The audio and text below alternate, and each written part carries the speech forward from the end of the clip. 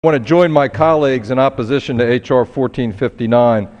This bill will clearly undermine the Antiquities Act, one of our country's most important environmental and historic preservation tools, and one that's been critical to protecting beautiful land in my home state of Delaware. Currently, Delaware is the only state in the Union without a national park. That means that every summer, as families flip through the guidebooks of national parks and search for the internet for outdoor vacation ideas, Delaware is not on the map, except, of course, for our beautiful beaches. The good news is that last year, the Antiquities Act helped fix this problem. It allowed for the creation of the first state national monument, including the historic Woodlawn property, through a process that involved broad public input and public participation. The Woodlawn property is 1,100 historic acres spanning the border of Delaware and Pennsylvania.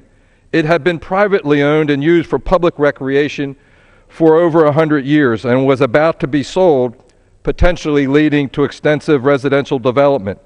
In response to considerable public outcry about the possible loss of this great property, a private foundation, the Mount Cuba Center, stepped in with an incredibly generous donation of more than $20 million to protect the property for future generations.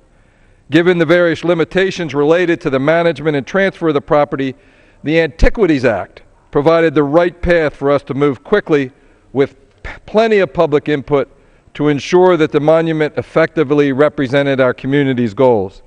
As part of this process, we held over a dozen public meetings on the creation of the monument, including a hearing attended by the National Park Service Director, John Jarvis, and hundreds of Delawareans and Pennsylvanians who expressed strong support for the protection of the woodland property. The first state national monument continues to enjoy virtually unanimous, enthusiastic support from all stakeholders in our community, including colleagues on the other side of the aisle representing districts in Pennsylvania. The provisions in this bill under consideration today would have jeopardized this process, and we may not have been able to realize the tremendous gift that is. Additional 30 seconds. Gentleman's recognized for 30 seconds. Thank the gentleman for the additional time. Teddy Roosevelt, a Republican president, a great outdoorsman, and a lover of nature, said this about the importance of protecting our natural treasures. He said, "It's not what we have that will make us a great nation. It's the way in which we use it." Let's continue our nation's tradition of protecting our public lands in a way that reflects the greatness of our nation. I urge my colleagues to oppose this legislation, and I yield back.